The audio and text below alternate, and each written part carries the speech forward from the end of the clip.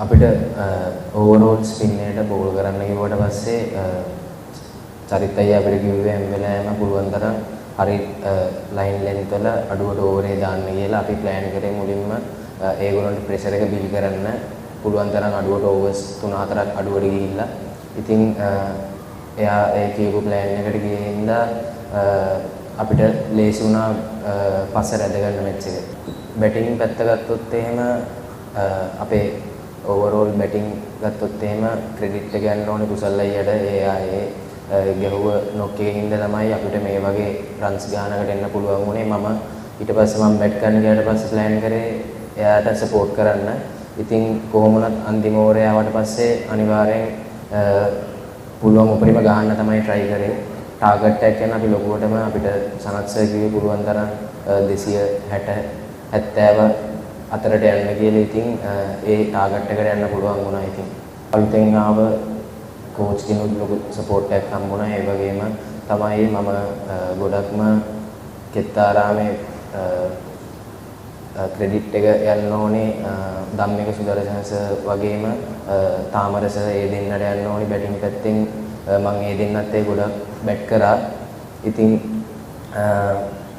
Plan එකක් දාගෙන තමයි ඉතින් හැම වෙලාවෙම ප්‍රැක්ටිස් උනත් කරන්නේ. ඉතින් ගොඩක් බැටිං වලට මහන්සි වුණා.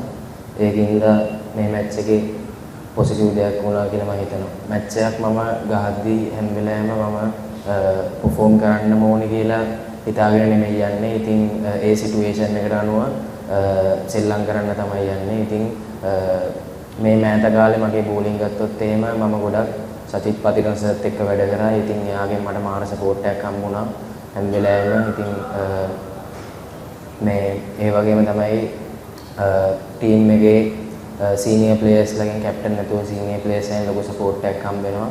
ඉතින් ඒකින්ද මම හිතනවා මට ගොඩක් කොන්ෆිඩන්ස් ආවා. ඉතින් මේ වගේ මැච් එකක් සෙල්ලම් කරන්නේ මේ මෑත කාලේ ගත්තම ඇත්තරම අමාරු පීරියඩ් එකක් මට ගියේ. ඉතින් මම පුළුවන් තරම් මගේ තාත්තගේ ආසාව වෙලා තිබ්බේ මම රටට සෙල්ලම් කරන එක දකින්න. ඉතින් ඒ වගේම තමයි මතක් කරන්න ඕනේ සචිත් පතිරණ සර්. එයා මට ගොඩක් උදව් කරා මේ අන්තිම මාස 3-4ෙම. ඉතින් කියන්න තියෙන්නේ ඉතින් හැම වෙලාවෙම ගේම් එක එන්ජොයි කරලා හම්බ වෙන ඔපචුනිටි එකෙන් හොඳ දෙයක් කරන්න ටීම් එකට බලාපොරොත්තු වෙනවා. ගත්තොත් එහෙම අපි මේ අන්තිම මාස කිහිපෙම හොඳ ප්‍රැක්ටිස් වල ඒ වගේම ප්‍රැක්ටිස් මැච් ගොඩක් හොඳ පුහුණු වීම් වල නිරත වුණා. ඉතින් ප්ලෑන් එකකට තමයි මේ මෑත කාලෙම වැඩ කරේ කණ්ඩායමක් විදියට. මම හිතනවා ඒක ලොකු වාසියක් වුණා කියලා අපේ කණ්ඩායමට.